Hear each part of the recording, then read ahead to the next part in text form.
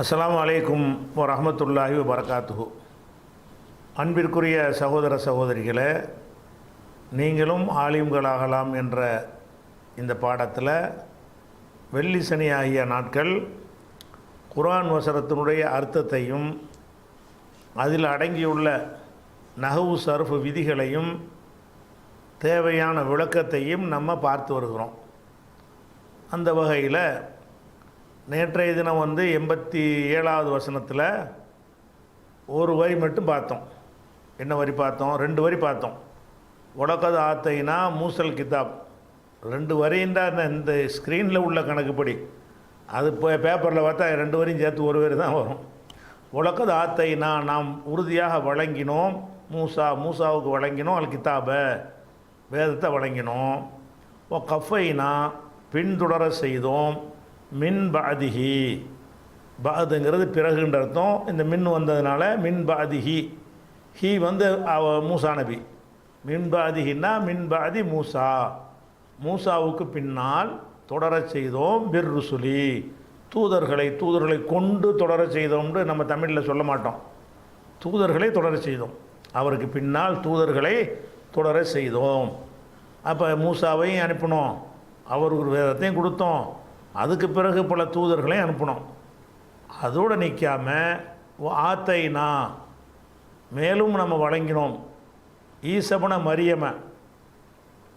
மரியமுடைய மகன் ஈசாவுக்கு, மரியம்ங்கிறது அவங்க அம்மாவுடைய பேர், ஈசா அந்த ஈசா நபியுடைய பேர். ஈசபுன மரியமுடைய மகன் ஈசாவுக்கு நம்ம என்ன செஞ்சோம்? வழங்கினோம். அல் பையினாத்தி, இஞ்சிலையும் அல்ல வழங்கினதை இந்த இடத்துல சொல்லலை. அல் பையினாத்தி, பையினாத்துகளை வழங்கினோம். ஆத்தைனான்னா நாம் வழங்கினோம், அது ஃபேலும் ஃபாயிலும் வந்துருச்சு. யாருக்கு வழங்கினோம்? ஈசாவுக்கு வழங்கினோம். ஈசாங்கிறது அவருடைய பேர். அந்த ஈசா என்பதற்கு அத்துஃபு பயான் யார்? இப்னு மரியம். அதனால் ஈசாவுக்கு உள்ள யாராபு இப்னுக்கு வந்திருக்கு. ஈசாவோட நசபு தான் இருக்குது, அது வெளிப்படையாக தெரியாது. நசபு எல்லா நேரத்திலும் ஈசான் தான் இருக்கும். ஆனால் மஃபூலாக இருக்கிறதுனால ஈசாவில் நசபு இருக்குது. அதனால் அதுக்கு விளக்கமாக இப்ன மரியம்னு சொல்கிறதுனால இப்ன நசபு வந்திருக்கு. எதனால் வந்திருக்குது? இது அத்துஃபு பயானு, ஈசாவுக்கு விளக்கம். ஈசாண்டா யார்? எத்தனை ஆயிரம் ஈசா இருப்பாங்க. இந்த ஈசா யாருன்னு கேட்டால் மரியமுடைய மகன் ஈசா அப்படின்னு விளக்குறதுனால இது அத்துஃபு பயான் அடிப்படையில் இப்ன என்று நசபு வந்துருச்சு. இப்னு என்பது மரியமில் இலாபத் பண்ணியிருக்கிறோம், அதனால் இப்னன் என்று வராமல் இப்ன மரியம்மன் வந்துருச்சு. மரியம் என்பது வேற்றுமொழி சொல்லாக இருக்கிறது, பேராகவும் இருக்கிறது. வேற்றுமொழியில் பெண்களின் பேராக இருந்தாலும் என்ன செஞ்சிடறேன், அது வராது. வேற்றுமொழியாக வேறு இருக்குது. அப்போ வேற்றுமொழியாக இருந்துச்சுன்னா அதில் என்ன வராது? ஜர்ரு வரும்போது ஃபத்தஹ் தான் வரும். ஒன்று மரியமு என்று வரும், அது ரஃப. இன்னொன்று மரியம்ம என்று வரும், நசபு ஜர்ரு. நசபு செய்யும்போது மரியம்ம, ஜர்ரு செய்யும்போது மரியம்ம. அப்போ ஈசாவுக்கு கொடுத்தோம். ஆத்தைனாங்கிறது ஃபேல் ஃபாயிலு, ஈசாங்கிறது மஃபூலு. அப்புறம் தாபி வகை படித்தோம்ல, என்ன யத்துல் பயான்னு சொல்லி, அந்த வகையை அடுத்து இப்னு வருது. இப்னுன்னா மரியமுடைய மகனாகிய ஈசாவுக்கு கொடுத்தோம். அப்போ ஈசாவை இந்த இப்னு மரியம்ங்கிறது விளக்குறது. அதனால் அது ஈசா மட்டும் தான் நமக்கு தேவை, மஃபூலு. ஈசாவுக்கு என்னத்தை கொடுத்தோம்? அல் பையினாத்தி. பையனுன் என்றால் பையன என்றால் தெளிவுபடுத்தினான். பயான்லாம் சொல்கிறாங்களே, பயான் பண்ணுறேன்னா தெளிவுபடுத்துறதுனால அதுக்கு பேர் பயான்னு பேர். அப்போ பையன என்றால் தெளிவாக ஆக்கினான். பையனவுலேருந்து பையினுன் தெளிவானது, தெளிவானதுக்கு பையனுன்னு சொல்லுவாங்க. அதை பெண்பாலாக சொல்கிறதா இருந்தால் பையினத்துன், தெளிவானதுக்கு அதை சொல்லுவாங்க. அதே மாதிரி பையினத்துங்கிற வார்த்தைக்கு சான்று, அத்தாட்சி, ஆதாரம், அதுக்கும் பையினத்தும்பாங்க. பையினத்துங்கிற வார்த்தைக்கு தெளிவானது என்கிற அர்த்தமும் இருக்கிறது, ஆதாரங்கள் சான்றுகள்ங்கிற அர்த்தமும் அதுக்கு இருக்கிறது. இப்போ ஒரு கேஸ் வழக்கு நடக்குது, அப்போ என்னுடையதுன்னு நான் சொல்கிறேன், இன்னொருத்தர் என்னுடையதுன்னு அவர் சொல்கிறாரு, என்னுடையதுக்கு நான் என்ன செய்யணும், பையினத்து கொடுக்கணும் அப்படின்னு சொல்லுவாங்க. பையினத்துன்னு ஆதாரம் கொடுக்கணும். பையினத்து என்றால் இதுதான் என்னுடைய இந்த பத்திரத்தை பாருங்கள், இந்த ரெக்கார்டை பாருங்கள், இந்த பட்டாவை பாருங்கள் நம்ம எடுத்து காட்டுறோம்ல, இதுகள் தான் பையினத்துங்கிறது. இப்போ பையினத்து என்று சொன்னால் ஆதாரங்கள், சான்றுகள்னு அர்த்தம். பையினத்துன் என்கிற வார்த்தைக்கு பன்மை பையினாத்துன். பையினத்துன் ஒரு சான்று, பையினாத்துன் நிறைய சான்றுகள் பன்மை. பையினாத்தை கொடுத்தோம். ஈசாவுக்கு என்ன செஞ்சோம், நிறைய நிறைய அற்புதத்தில் கொடுத்தான்ல அவருக்கு.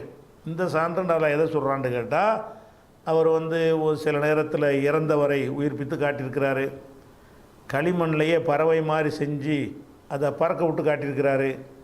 வீடுகளில் என்னத்தை சமைச்சிங்க சேர்த்து வச்சுக்கிறீங்கிறதையும் அவர் சொல்லுவார். இப்படியான சில விஷயங்கள் என்ன செய்யும், நோயாளிகளை பிறவி குருடு, வெண்குஷ்டத்தை எல்லாம் அல்லாஹ்வுடைய உத்தரவு கொண்டு நீக்குவார்னு வருது. இதுதான் பையினாத். அவர் நபியாக அனுப்பி வைத்து அவருக்கு பையினாத்துகளை, சான்றுகளை என்ன செஞ்சோம், வழங்கினோம். ஆத்தைனா வழங்கினோம். ஈசபுன மரியமுடைய மகனுக்கு வழங்கினோம். அல் பையினாத்தி சான்றுகளை. இந்த இடத்துல சான்றுன்னா அற்புதங்களை, அத்தாட்சிகளை வழங்கினோம். பையினாத் என்னது மஃபூலு. மஃபூலுக்கு என்ன வரணும், நசபு வரணும்ல. இதில் நசபு வந்திருக்காண்டா வந்திருக்குது. ஏன்னு கேட்டால் இது அலிஃபு தே கடைசியில் இருக்குல்ல, பையினாத்துண்டு அலிஃபும் தேயும் கடைசியில் வச்சு ஒரு ஜம்மாக்குவாங்க. முஸ்லிமாத்துன், ஆலிமாத்துன், நாசிராத்துன், சாலிஹாத்துன், அது மாதிரி அலிஃபுத்தே ஜம்மு. அலிஃபுத்தே வந்த ஜம்மாக இருந்தால் அதுக்கு என்ன வராதுன்னு கேட்டால் நசபு வராது. ரஃபு செய்யும் பொழுது பையினாத்துன், நசபு செய்யும் பொழுது பையினாத்தின், ஜர்ருக்கும் பையினாத்தின். அப்போ அலிஃபுத்தே ஜம்மு வந்துச்சின்னு சொன்னால் அதில் நசபு வருமானா வரும், நசபு வரும், அதில் ஃபத்தஹ வராது. இதுதான் நசபு.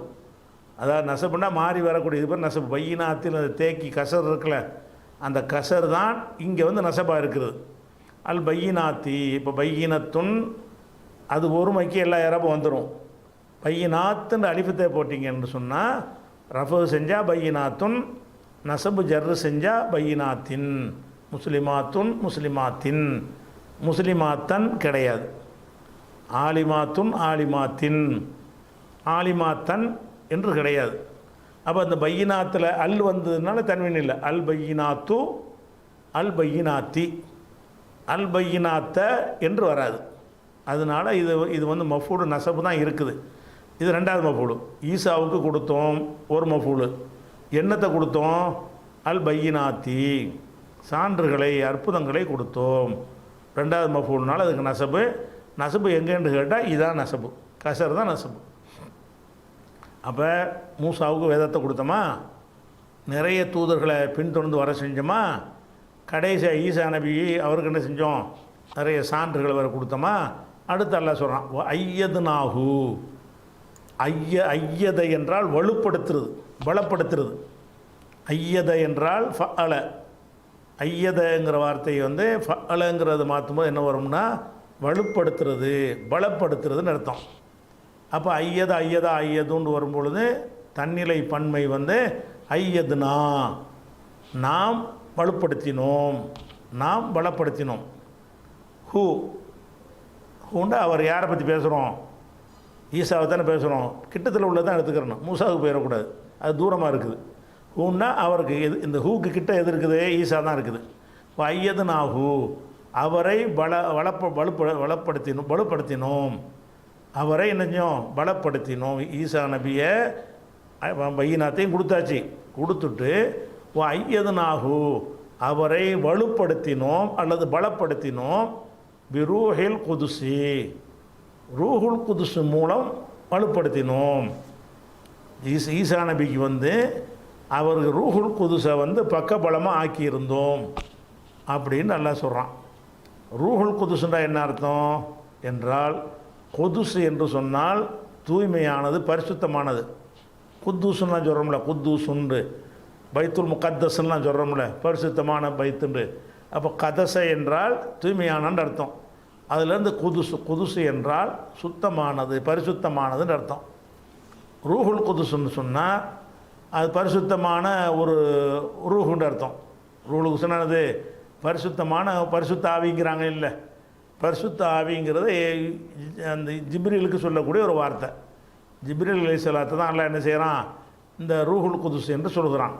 அப்போ இந்த ரூஹுல் குதுஸ் மூலமாக ஐயத்னாஹு, இவரை நாம் வலுப்படுத்தினோம், பிரூஹில் குதுசி, ஜிப்ரீல் மூலம் அவரை வலுப்படுத்தினோம்.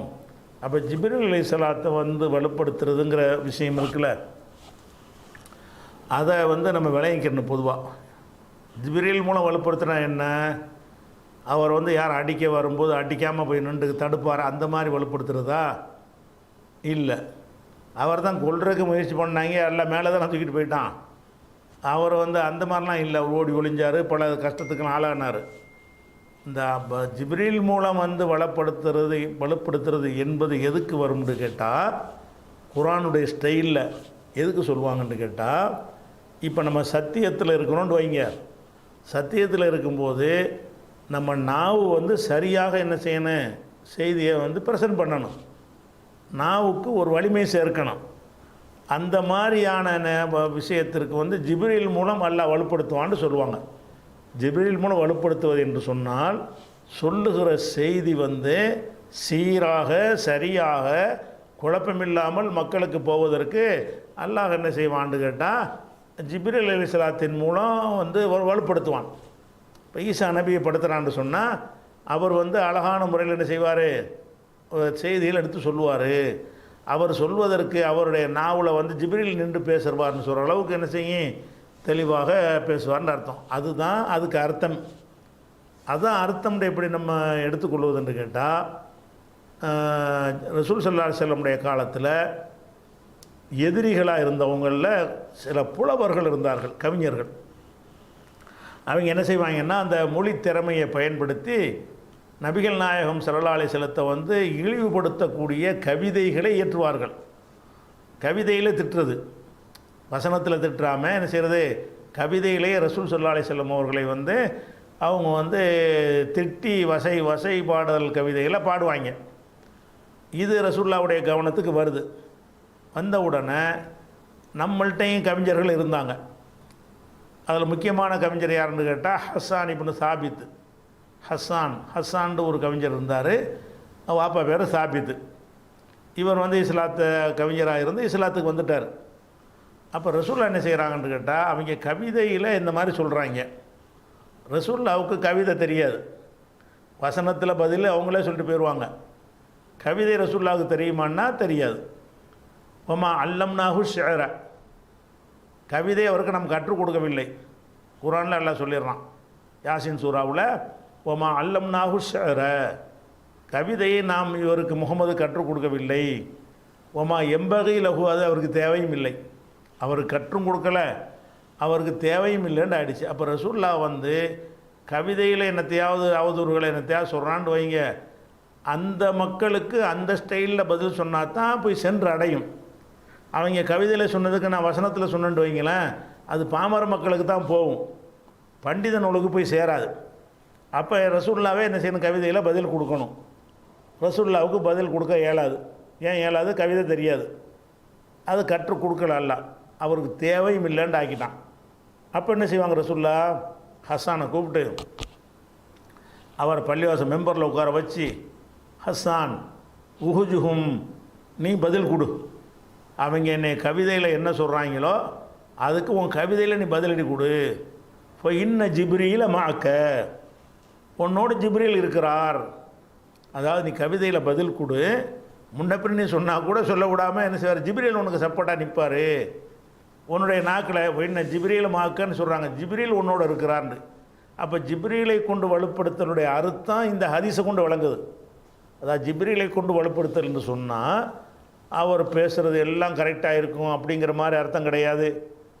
அவர் பொய்யே பேச மாட்டாருங்கெல்லாம் கிடையாது. சத்தியத்தை சபையில் சொல்லும் பொழுது, சத்தியத்தை சபையில் சொல்லும்போது அது சரியான முறையில் சொல்லாமல் நம்ம தடுமாறிடுவோம் சமயத்தில். அப்போ என்ன செய்வான்னு கேட்டால் அல்லாஹ் அந்த ஜிப்ரீல் மூலமாக அவன் சரியான மார்க்கத்தில் இருக்கிறவங்களுக்கு வலுப்படுத்தி விடுவான். அப்போ இந்த ஹஸ்ஸானுக்கு செஞ்ச மாதிரி என்ன செய்கிறது, வையதுனாகும் பிரூஹுல் குதுசி, ரூஹுல் குதுசை கொண்டு நாம் வந்து அவரை வலுப்படுத்தினோம்.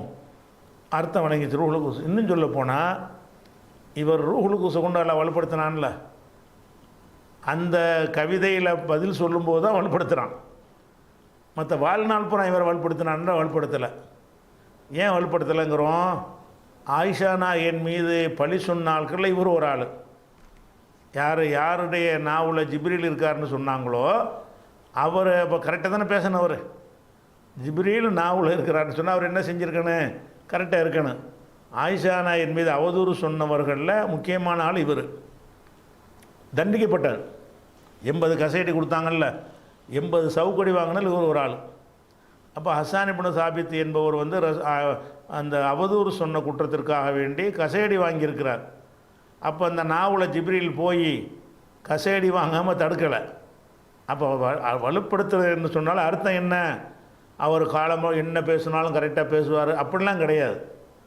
மார்க்க ரீதியாக தாவா களத்தில் இருந்து சொல்கிற விஷயங்களுக்கு ஜிப்ரீல் வந்து நிற்பார். பர்சனலாக நீங்கள் செய்கிறதெல்லாம் ஜிப்ரீல் வந்து நின்றுட்டு அப்படி கரெக்டாக பேச விட மாட்டார்.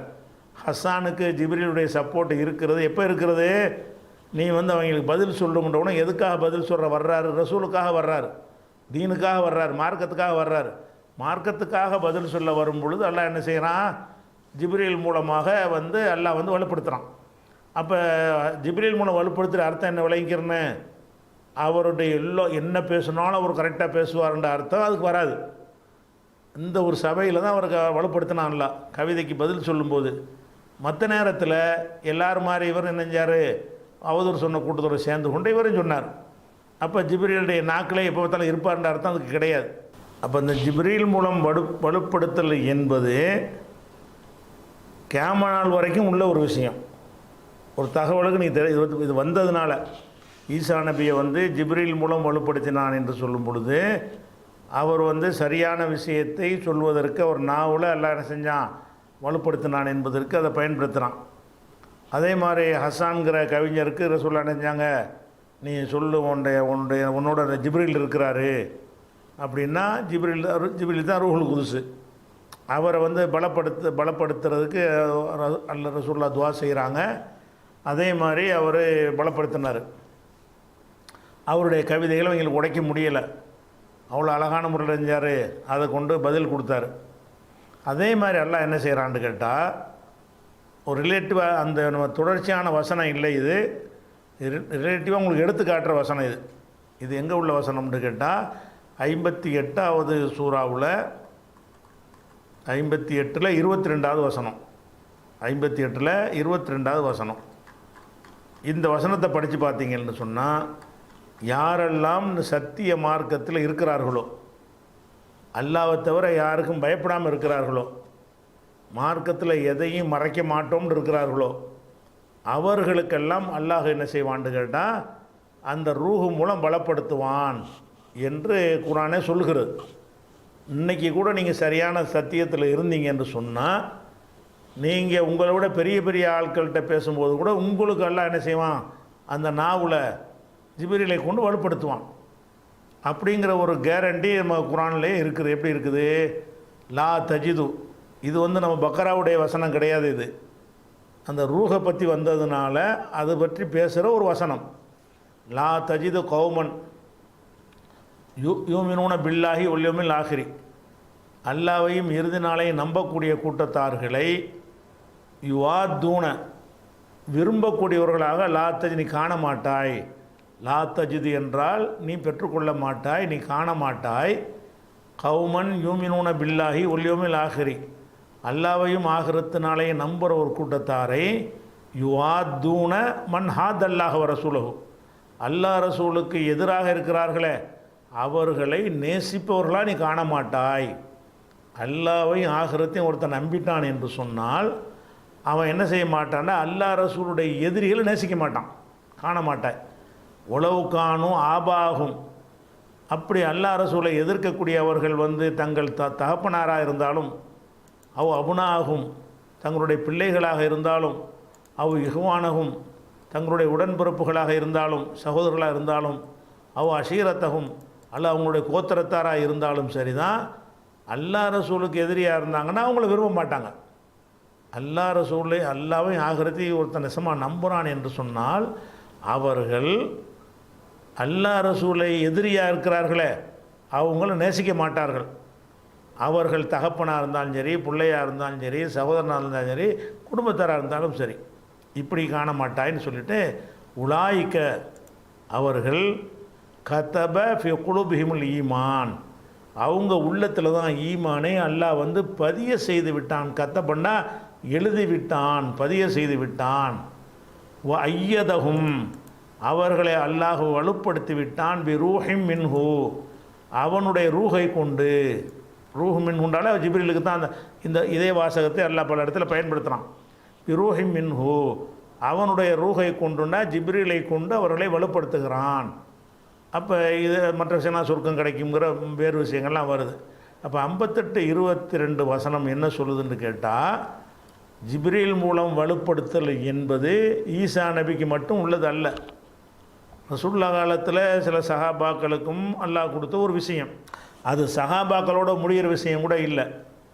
யார் வந்து கொள்கையை நேசித்து சொந்தம் பந்தம் அதுக்கெல்லாம் ரெண்டாம் பட்சமாக ஆக்கிவிட்டு கொள்கைக்காக வேண்டி நிற்கிறார்களோ, கொள்கையுடைய எதிரிகள் வந்து சொந்த பந்தம் உற்றாராக இருந்தாலும் அது எனக்கு ரெண்டாம் பட்சம் என்று இருக்கிறார்களோ, அவங்க உள்ளத்தில் அல்லாஹ் ஈமானையும் பதிய வைத்து விட்டு அவங்கள தான் ரூஹை கொண்டு அல்லாஹ் வலுப்படுத்துவான்.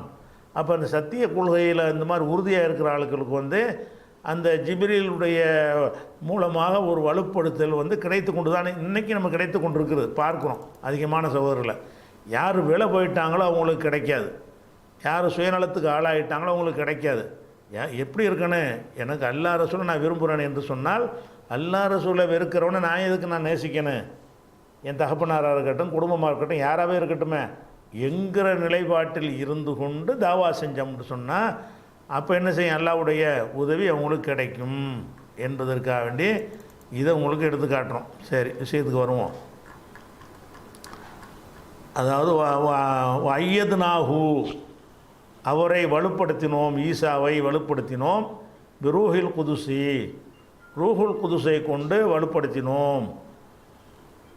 அது இது ஒரு 3 விஷயத்தெல்லாம் சொல்கிறான். மூசா நபிக்கு வேதத்தை கொடுத்தோம், அதுக்கு பிறகு பல ரசூல்மார்களை தொடர்ச்சியாக வர செஞ்சோம், அதுக்கு பிறகு ஈசா நபிக்கு பையினாத்தை கொடுத்தோம், அவரை ரூஹுல் குதுஸ் மூலம் வலுப்படுத்தணும். இன்னொரு விஷயம் இருக்குது, இவர் ரூஹுல் குதுஸில் வந்து வலுப்படுத்துறதுக்கு இன்னொரு முக்கிய விஷயம் என்னென்னு கேட்டால் 5:110 கூட அதெல்லாம் சொல்லுவான்.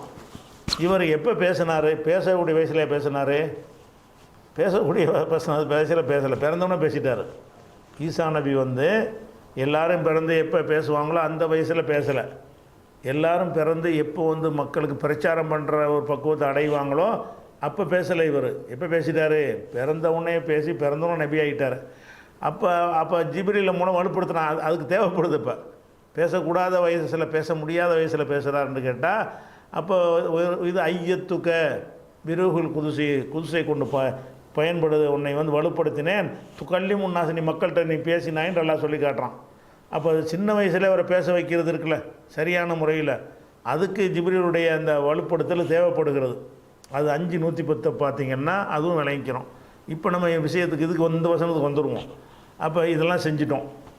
அப்போ இவ்வளவு செஞ்சால் நீங்கள் எப்படி நடக்கணும்? அடே, மூசா நபிக்கு வேதத்தை கொடுத்தோம்னா உனக்காக தானே கொடுத்தோம், அவர் உனக்கு கொடுத்துருப்பார். பல ரசூல்மார்களை அனுப்பணும்னா அது எதுக்கு அனுப்பணும்? உனக்கு தானே அனுப்பணும். உனக்குன்னா அந்த இஸ்ரவேல் மக்களுக்கு உனக்கு எல்லாத்தையும் அவர் சொல்லியிருப்பார். கடைசி ஈசா நபி அனுப்பணும்ல, சும்மா அனுப்பலை, பையனாத்தை கொடுத்தானே அனுப்பணும். அவர் இது ரூஹுல் குதுஸ் மூலம் வலுப்படுத்தானே அனுப்பணும். அப்படின்னு அவரும் உனக்கு அந்த மார்க்கத்தை சொல்லியிருப்பார். நீ எப்படி இருக்கணும்? இவ்வளவு அதிகமான பிரச்சாரகர்கள் இறைவனிடமிருந்து வந்திருக்கும் பொழுது அதுக்கு ஏற்றவாறு நீ நடந்தியான்னா நடக்கலை. அதான்ல கேட்குறான். அஃப குல்லமா ஜாஅக்கும் ரசூலும், இந்த அஃபங்கிறத விட்டுருங்க, பிறகு பார்த்துக்குறோம், கடைசி அர்த்தம் செய்வோம். குல்லமான்னு ஒரு வார்த்தை இருக்குது. இந்த குல்லமாங்கிறது குல்லூர் ஒன்று மா ஒன்று 2 சொல்லு மாதிரி இருந்தாலும் இது வந்து அந்த 2 சொல்ல இணைக்கப்பட்டிருந்தாலும் இது தனி சொல். குல்லமாங்கிறது குல்லமாண்ட என்ன இருக்குது, ஒரு சொல் இருக்குது. அப்போ குல்லமாவுக்கு என்ன அர்த்தம்னு கேட்டால் இது நம்ம அந்த இது வரைக்கும் உள்ள அந்த ஆமில்களில் படிக்காத ஒரு சொல்லு. குள்ளமான்னு ஒரு சொல்லு நம்ம படிக்கலை. அப்போ குள்ளமாங்கிற எதுக்கு பயன்படுத்துவாங்கன்னு கேட்டால், அதாவது குள்ளமா ஜா வரும் பொழுதெல்லாம், குள்ளமா அக்கலை சாப்பிடும் பொழுதெல்லாம், அந்த ஒரு எதை சேர்க்குறோமோ அந்த வினை சொல்ல என்ன செய்யணும், பொழுதெல்லாம், சாப்பிடும் போதெல்லாம், அடிக்கும் போதெல்லாம், தூங்கும் போதெல்லாம் ஒன்றை செய்வான்னு வருது என்ன. அப்போ தூங்கும் போதெல்லாம் என்ன செய்வான், கோட்டை விடுவான்னு சொல்கிறீங்க. அப்போ குள்ளமா நாம் தூங்கும் பொழுதெல்லாம் கத்த குரட்டை விடுவான். அப்போ இந்த குள்ளமாங்கிற ஒரு சொல்லு வந்து எந்த வினை சொல்ல சேருதோ அதில் என்ன வந்துடும், வரும் பொழுதெல்லாம்னு சேர்த்துக்கிறணும். சரியா? அப்போ குள்ளமா ஜாக்கும், உங்களிடத்தில் வந்த போதெல்லாம், ஜாண்டா வந்தார், கும் என்றால் உங்களிடத்தில் யார் வந்தார், ரசூலுன் தூதர், ஜாக்கும் ரசூலுன் உங்கள்கிட்ட ஒரு தூதர், ஜாக்கும் குள்ளமாக விட்டு அர்த்தம். இப்போ இங்கேருந்து வாங்க முதல்ல, ஜாக்கும் உங்களிடம் வந்தார், ரசூலுன் ஒரு ரசூல் வந்தார். அந்த குள்ளமாவோட இணைக்காமல் தனியாக அர்த்தம் செய்கிறதா இருந்தால் ஜாக்கும் ரசூலுன் உங்களிடம் ஒரு தூதர் வந்தார். இப்போ குள்ளமாவை சேருங்க, குள்ளமா ஜாக்கும் ரசூலுன் உங்களிடத்தில் ஒரு தூதர் வரும்போதெல்லாம், எந்த தூதர் வந்தாலும் இப்படி தான் நடந்தேன்னு சொல்ல வர்றான்ல. உங்கள்கிட்ட ஒரு தூதர் வரும் பொழுதெல்லாம் என்னத்தை கொண்டு வருவார் அவர், பிமா லா தகுவா அம்புசக்கும், அன்புசு என்றால் உள்ளங்கள், அன்புசுலேருந்து வந்துட்டு மொத்தமாக சேர்த்து பிறகு அர்த்தம் செய்வோம். அன்புசு என்றால் நஃப்ஸு என்பதனுடைய பன்மை அன்புசு. நஃப்ஸுண்டா ஆத்மா உள்ளம், அன்புசுக்கும்னா உங்கள் உள்ளம். இந்த சொல்லுக்கு உங்களுக்கு அர்த்தம் தெரிஞ்சு போச்சு. தகுவாங்கிறத தகுவாங்கிறது வந்து ஹவா யகுவா, ஹவா என்றால் ஆசைப்படுறது, அதாவது ஒரு பொருளின் மீது இச்சை வைப்பது. ஹவா நஃப்ஸுங்கிறீங்கல்ல, அந்த ஹவா நஃப்ஸ் தான் ரெண்டு சேர்ந்து வந்திருக்கு. சரியான ஹவா நஃப்ஸ் பிடிச்சவனாக இருக்கிறான் அப்படிங்கிறீங்கள, அந்த ஹவா தான். ஹவாண்டா என்னது, ரொம்ப ஹவா பிடிச்சவனா ஆசை உள்ளவன். அப்போ ஹவா என்பதிலிருந்து யகுவாண்டு வந்து அதனுடைய வந்து பெண்பால் வந்து தகுவா. தகுவா அம்புசுக்கும்னா உங்களுடைய நஃப்ஸு விரும்பியது. ஹவாண்டா விரும்பினான், தகுவான்னா பெண்பாளுக்கு வந்து விரும்பினான்னு வரும். அது பெண்ணாக இருந்தால் விரும்பினான்னு சொல்லுவோம், இது நஃப்ஸாக இருக்கிறது. அப்போ லா தகுவா அம்புசுக்கும் உங்களுடைய நஃப்ஸுகள் விரும்பும், லா தகுவா அம்புசுக்கும் உங்களுடைய நஃப்ஸுகள் விரும்பாது. தனித்தனியாக அர்த்தம் செஞ்சுக்கிறோம், பிறகு கோர்ப்போம். அன்புசுக்கும்னா உங்களுடைய உள்ளங்கள், தகுவான்னா விரும்பும். ஹவா யகுவா யகுவான்னு யகுவோன்னா தகுவான்னு வரும்ல, அந்த பெண்பால் ஒருமையில் உள்ள தகுவா. இது நஃப்ஸுங்கிறது பெண்பாலாக இருக்கிறதுனால யகுவா போடாமல் தகுவான்னு போட்டிருக்கிறாங்க. அப்போ லா தகுவா விரும்பாது, அன்புசுக்கும் உங்கள் உள்ளங்கள் விரும்பாது, இதுக்கு மட்டும் அர்த்தம். லா தகுவா அம்புசுக்கும்னா உங்கள் உள்ளங்கள் விரும்பாது. இப்போ இந்த மா இருக்குதுல்ல, இந்த மா வந்து மௌசூலுடைய மா. ரசூல் கொண்டு வர்றாரு பீமா ஒன்றை, லா தகுவா அம்புசுக்கும் உங்கள் உள்ளங்கள் விரும்பாத ஒன்றை, எதை விரும்ப மாட்டாதோ அந்த ஒன்றை ரசூல் கொண்டு வரும்போதெல்லாம், இப்போ அர்த்தம் சேர்ந்து வழங்கிருச்சா. அதாவது அன்புசுக்கும்னா உங்கள் உள்ளம், தகுவாண்டா விரும்பும், லா தகுவாண்டா விரும்பாது, லா தகுவாண்டா விரும்பாது. லா தகுவா அம்புசுக்கும்னா உங்கள் உள்ளங்கள் விரும்பாது. அதில் இப்போ மாவை சேர்த்துங்க, உங்கள் உள்ளங்கள் விரும்பாத ஒன்று. மாலா தகுவா அம்புசுக்கும்னா உங்கள் உள்ளங்கள் விரும்பாத ஒன்று, அதில் பே வேறு சேர்ந்துருக்குது. கொண்டு வர்றாருங்க, ஜான்னா வந்தார்னு அர்த்தம். ஜாவுக்கு பிறகு பே வந்துருச்சுன்னா கொண்டு வந்தார்னு அர்த்தமாயிரும். அப்போ குள்ளமா, அந்த அஃபக்குள்ளமா ஒன்று பெண்டிங் இருக்குது, அர்த்தம் செய்ய வேண்டியிருக்கு. குள்ளமாவில் நம்ம ஆரம்பிச்சிருக்கிறோம். குள்ளமா ஜாக்கும் உங்களிடம் வரும் பொழுதெல்லாம், ரசூலுன் ரசூல் வரும் பொழுதெல்லாம், அந்த வரும் பொழுதெல்லாம் அந்த ஜாவில் வந்து இந்த பே சேர்ந்த உடனே கொண்டு வருதுன்ற அர்த்தமாக போயிடும். உங்களிடத்தில் ரசூல் கொண்டு வரும் பொழுதெல்லாம் எதை கொண்டு வர்றாரு, மாலா தகுவா அம்புசுக்கும் உங்கள் உள்ளங்கள் விரும்பாதே கொண்டு வர்றாரு. அப்போ ரசூல் வந்து உங்களுக்கு நல்ல லாபம் தரக்கூடிய ஒரு செய்தியை கொண்டு வர்றான்னு வைங்க, அப்போ சிரித்து சிரித்து கேட்டுக்கிறீங்க. உங்களுடைய மனசு விரும்பாத ஒரு தொழுகை சட்டம், ஒரு சிரமமான சட்டம், போர் செய்ய வேண்டிய சட்டம், இப்படி உங்களுக்கு பிடிக்காத ஒன்றை, உங்களுடைய உள்ளங்களுக்கு விரும்பாத ஒன்றை தூதர்கள் உங்கள்கிட்ட கொண்டு வரும் பொழுதெல்லாம் இஸ்தக்பர்தும், அதை மறுத்தீர்கள். இஸ்தக்பர்னா பெருமை அடித்தான்னு அர்த்தம். பெருமை அடிக்கிறன்னா மறுக்கிறதுன்னு அர்த்தம். அவர் கொண்டு வர்றதை ஏற்றுக்கொள்ளாமல் நீங்கள் பெருமை அடித்தீர்கள்னு சொல்லுவாங்க. அது மறுக்கிறதுக்கு தான் அந்த வார்த்தையை பயன்படுத்துவாங்க. இஸ்தக்பர்தும், நீங்கள் மறுத்தீர்கள். தூதர்கள் உங்களிடத்தில் என்ன செய்கிறாங்க? உங்கள் மனசு விரும்பாதை கொண்டு வரும் பொழுதெல்லாம் இஸ்தக்பர்தும், பெருமை அடித்தீர்கள். இந்த பெருமை அடித்தீர்கள் முன்னாடி இந்த கொஸ்டின் மார்க் வேறு சேர்த்துருக்கோம். அஃபக்குள்ளமாண்டு ஆண்டு வந்திருக்குல்ல. அப்போ பெருமை அடித்தீர்களா?